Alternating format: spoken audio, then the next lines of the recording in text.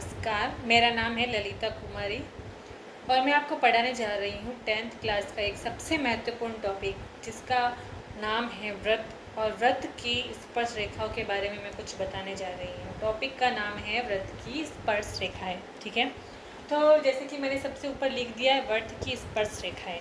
तो सबसे पहले मैं व्रत बना देती हूँ, आपको एक व्रत बना के दिखा देती हूँ। जैसे कि ये व्रत है, ठीक है।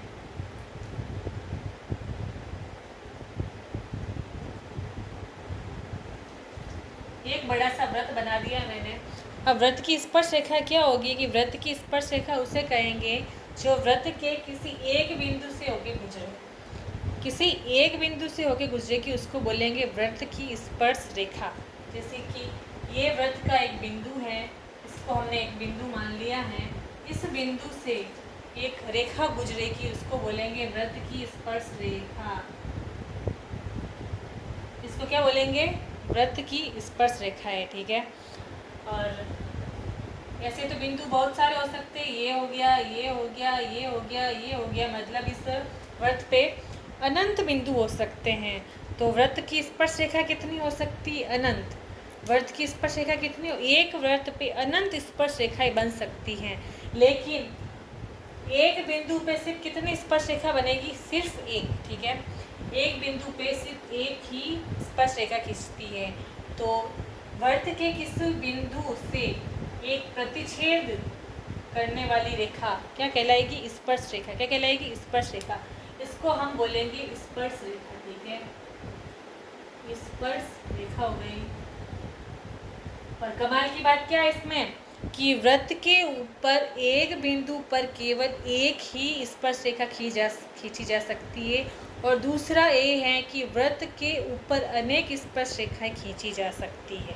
ठीक है, अनेक क्यों? कि यहाँ पे बहुत सारे बिंदु हो सकते हैं, अनगिनत बिंदु हो सकते हैं। व्रत के ऊपर बहुत अनंत बिंदु होते हैं, तो उन बिंदुओं पर स्पर्श भी अनंत ही खींची जा सकती है। तो एक व्रत के ऊपर अनंत स्पर्श रेखा खींची जा सकती है। ठीक है, ये हो गया। फिर दूसरा पॉइंट हम ये लेते हैं कि यहाँ पे तो क्या हो गया, एक ही बिंदु पर प्रतिच्छेद कर रही है। अगर मान लो कोई ऐसी रेखाएं हो जो व्रत को दो बिंदु पर प्रतिच्छेद करे, चलो देखते हैं दो बिंदु पर कैसे कर सकती है। तो यहाँ पे मान लो अंदर, और एक ये हो गई अंदर, दो बिंदु पर प्रतिच्छेद कर रही है ना। ऐसे कैसे? बहुत सारी हो सकती है, यहाँ पे हो सकती है और यहाँ पे हो सकती है, यहाँ पे हो सकती है, यहाँ पे हो सकती है, ऐसे भी हो सकती है, ऐसे हो सकती है, ऐसे हो सकती है। तो यहाँ पे कितनी? दो बिंदु पर प्रतिच्छेद कर रही। क्या कर रही? दो बिंदुओं पर प्रतिच्छेद कर रही है।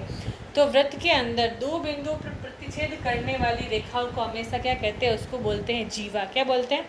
जीवा। तो यहाँ पे ये हो जाएगा जीवा। ठीक है, ये हो जाएगा जीवा। ठीक है, स्पर्श रेखा हो गई हमारी, एक जीवा हो गई। ठीक है, तो अभी हम इसके अंदर एक 10th क्लास के अंदर एक और महत्वपूर्ण बिंदु है कि व्रत के दूर स्थित एक बिंदु, व्रत ये हो गया अपना।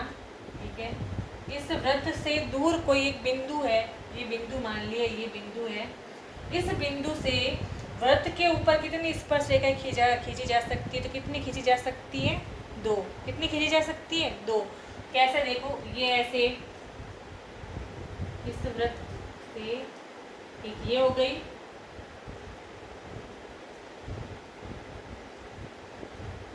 और ये हो गई। ठीक है, तो न्यूनतम कितनी खींची जा सकती है? एक। और अधिकतम कितनी खींची जा सकती है? दो। ठीक है, तो व्रत से बाहर या व्रत से दूर स्थित एक बिंदु से व्रत पर कितनी स्पर्श रेखा खींची जा सकती है? दो। अधिकतम दो खींची जा सकती है, और न्यूनतम कितनी खींची जा सकती है? एक। ठीक है, अगर यहाँ पे आगे हम और पढ़ रहे हैं कि जैसे कि मान लो एक व्रत है। ठीक है, ये हो गया व्रत। व्रत की जो ये स्पर्श रेखा होती है, जैसे कि मान लो ये रही स्पर्श रेखा, और ये हो गया व्रत का केंद्र। तो यहाँ पे ये है कि व्रत की जो स्पर्श रेखा होती है, स्पर्श हमेशा एक बिंदु पे ही करती है, इस बिंदु पर ही स्पर्श कर रही है। इस बिंदु पर केंद्र से हमेशा एक लंब डलता है, यहाँ पे एक लंब डलेगा, और यहाँ पे कितने डिग्री का कोण बन जाएगा? 90 डिग्री का कोण बन जाएगा। कितने डिग्री का? 90 डिग्री का कोण बन जाता है। ठीक है, तो यहाँ पे 90 डिग्री का कोण बन जाता है। तो हमने आज स्पर्श रेखाओं के बारे में क्या क्या पढ़ा है कि सबसे पहले हमने पढ़ा है कि ये जो व्रत है, व्रत के सिर्फ एक बिंदु पर एक ही स्पर्श रेखा खींची जा सकती है, लेकिन व्रत के ऊपर कितने बिंदु होते हैं? अनंत। तो इसका मतलब ये हो गया कि व्रत के ऊपर अनंत स्पर्श रेखा खींची जा सकती है। सबसे पहला ये टॉपिक हो गया। अब सॉरी, ये बिंदु हो गया। अभी देखो व्रत के अंदर यहाँ पे तो था एक बिंदु को प्रतिच्छेद करके जा रही है, यहाँ पे दूसरा है कि दो बिंदुओं को होकर प्रतिच्छेद करती जा रही है। ठीक है, तो यहाँ पे देखो जहाँ पे दो बिंदुओं को प्रतिच्छेद करती हुई जाएगी तो उसको क्या बोलेंगे? जीवा। क्या बोलेंगे? जीवा। ठीक है, फिर हमारा तीसरा सबसे महत्वपूर्ण टॉपिक ये हो गया कि व्रत के बाहर कोई एक पी बिंदु स्थित हो, उसका नाम दे देते हैं एक पी बिंदु स्थित हो, तो उस पी बिंदु से व्रत पर कितनी स्पर्श रेखा खींची जा सकती है? 2। कितनी खींची जा सकती है? 2। देख सकते हैं इस बिंदु से एक ये चली गई और एक ये 2 ये चली गई, तो अधिकतम कितनी खींची जा सकती है? 2। और न्यूनतम कितनी खींची जा सकती है? 1। ठीक है, और चौथा महत्वपूर्ण टॉपिक ये हो गया, ये जो व्रत है, इस व्रत की जो ये स्पर्श रेखा है, स्पर्श रेखा पर ये जो केंद्र से जो लाइन, ये जो त्रिज्या है, ये त्रिज्या इस स्पर्श रेखा पर लंबवत होती है। क्या होती है? लंबवत। यहाँ पे कितने डिग्री का कोण बनता है?